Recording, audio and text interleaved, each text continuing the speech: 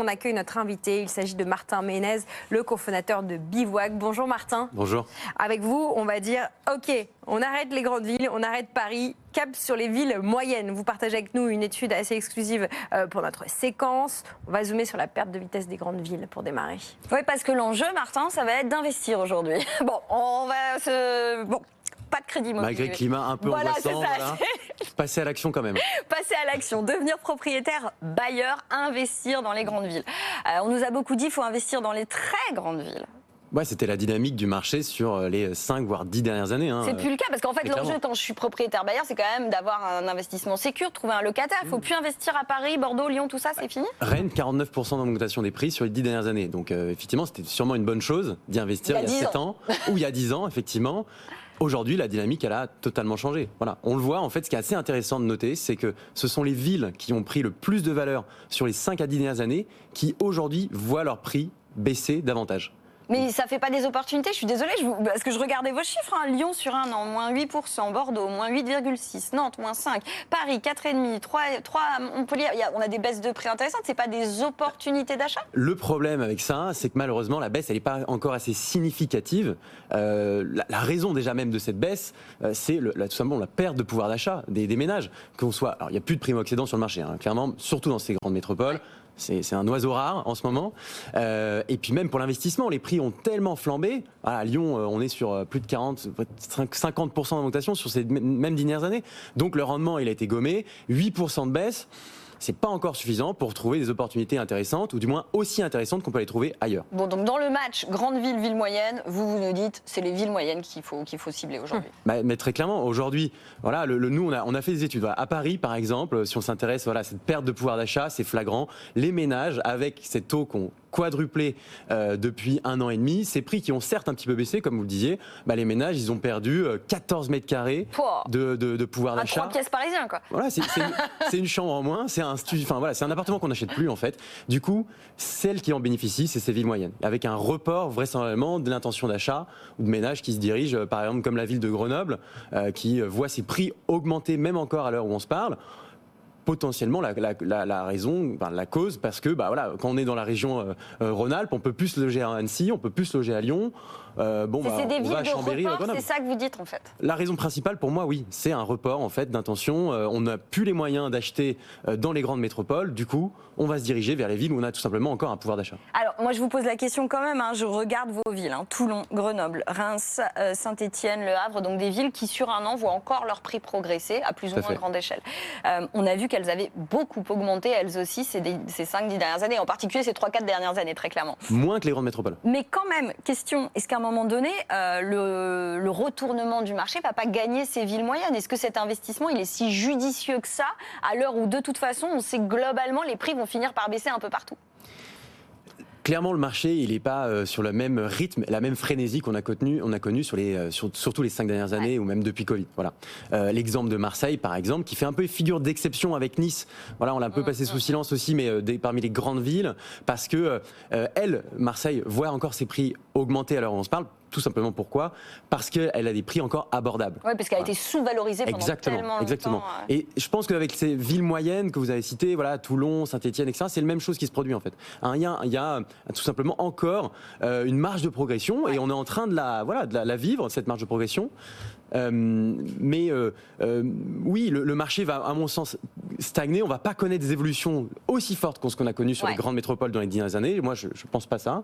Mais je pense qu'il y a encore beaucoup à faire. Martin, Marie, pardon, je vous coupe. Mais vous nous donnez des exemples concrets. Reims, Saint-Étienne, Toulon. Qu'est-ce que c'est le portrait type d'une ville moyenne en France 2023 post-Covid ? Le portrait type d'une ville moyenne, c'est par définition une ville de moins de 200 000 habitants. Donc, je ne parle pas d'agglomération, mais vraiment le centre de la ville. Une ville. Alors la ville où investir, voilà, c'est une ville qui va être bien reliée. Je prends l'exemple de Dijon, Dijon qui est très bien situé par rapport très vite à Paris en TGV. On n'est pas loin non plus de Lyon sur le transport routier ou même en train. Et puis il y a encore des prix abordables. Donc pour les investisseurs qui s'y intéressent à l'investissement locatif, comme on fait chez nous à Bivouac, qui sont spécialistes dans l'investissement locatif clé en main, on a encore un peu de rendement parce que des prix sont encore abordables autour de 3 000 € du mètre carré.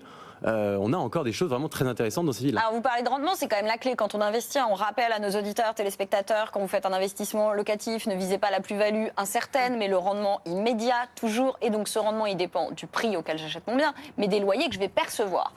Quelle est la tension locative dans ces villes-là? Parce que pendant longtemps, on a dit, effectivement, investir à Paris, c'était 2-3% de rendement max, mais en réalité, on avait quand même cette certitude d'avoir un locataire, etc. Est-ce que c'est la même chose aujourd'hui dans ces villes moyennes dont vous nous parlez? Très clairement, et aujourd'hui, ça c'est une généralité sur l'ensemble du marché, sur le marché de la location. Il y avait un chiffre très intéressant paru par les Se Loger il n'y a pas très longtemps, qui parlait de moins 18% de volume d'annonces par rapport à il y a 1 an et demi. De biens alloués. De biens alloués, voilà. Donc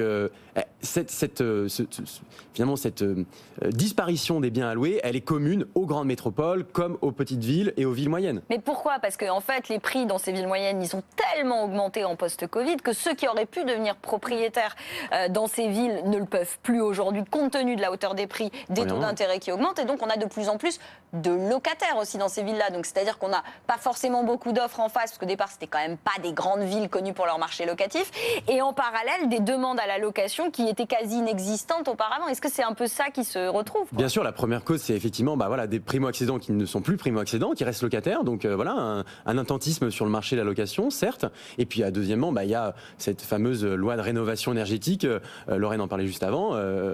C'est très bien, il faut rénover le parc immobilier, mais le rythme, on n'arrive pas à le tenir. Et du coup, il y a des propriétaires bailleurs qui baissent les bras, qui mettent en vente leurs biens, qui le sortent de la location. Ils ont vraiment eu peur du calendrier, malgré ce que je leur dis. Et donc, du coup, ils vendent avec des prix décotés pour vous, parce que vous avez quand même un bel esprit. Vous vous dites, mais c'est des opportunités d'investissement. Moi, investisseur, et nous, on accompagne nos clients quotidiennement sur des opportunités comme celle-ci. On constate aujourd'hui on commence à avoir des baisses de prix très significatives, plus de 15% de baisse de prix sur toutes les passoires énergétiques, donc les logements classés G ou F en note DPE, surtout dans ces villes-là. Et ça veut dire à la clé, du coup, j'achète moins cher, mais je loue relativement cher aussi, parce que je vais faire les travaux, parce que le but, c'est quand même pas d'acheter des passoires pour les relouer derrière. Et donc, ça veut dire quoi comme rendement aujourd'hui dans ces villes moyennes? Nous, chez Bivouac, aujourd'hui, on sert 7,67% de rendement brut moyen dans l'ensemble des villes où on est présent. Et donc, c'est encore possible d'aller chercher, même pour moins de 100 000 euros, un studio à Poitiers qu'on va louer pour avoir un rendement final de 7,5%, 8% parfois. On peut trouver la même chose au Havre, à Dijon. Juste pour conclure là-dessus, 7%, 7-8%, alors on est sur du brut, attention quand même. Mais juste rappelons à nos auditeurs et téléspectateurs, méfiance quand les rendements sont facialement trop élevé. Il y a beaucoup plus de risques aussi dans ces investissements-là. Et vous aviez un autre point d'entrée aussi, c'est regarder les prix au mètre carré. C'est ça? C'est bien les villes moyennes, mais attention. Bien sûr. Je rappelle, la définition d'un bon investissement, c'est la réunion de 3 critères. Quelque chose qui est rentable, vous l'avez dit tout à l'heure, quelque chose qui va prendre de la valeur dans le temps également, et quelque chose qui se loue facilement. Pour ça, dans toutes les villes moyennes, il faut bien sûr pas lésiner sur le choix de la ville. Toutes ne sont pas bonnes non plus à prendre. Un Saint-Étienne, par exemple, il y a une tension locative certes beaucoup plus accrue que lors des 5 précédentes années, mais aujourd'hui Saint-Étienne, nous on n'y va pas. On rappelle, non plus. Si les prix à l'achat sont étrangement très très faibles, c'est peut-être aussi qu'en termes de dynamisme immobilier et économique global, c'est qu'il y a un gros point d'interrogation. Ça, c'est le sujet. C'est pas forcément le cas, d'un Toulon, d'un Dijon ou d'un Poitiers à l'heure où on se parle. C'est votre top 3? C'est Dijon, Poitiers et aujourd'hui Nancy, sont parmi vraiment le top 3 des villes dans lesquelles on réussit de plus d'opérations. Merci beaucoup Martin Ménès, cofondateur de Bivouac, que je vous appelle B-E-V-O-U-A-C. Merci. C'est écrit Bevac, mais c'est Bivouac. Merci beaucoup Marie Cœur de Roi.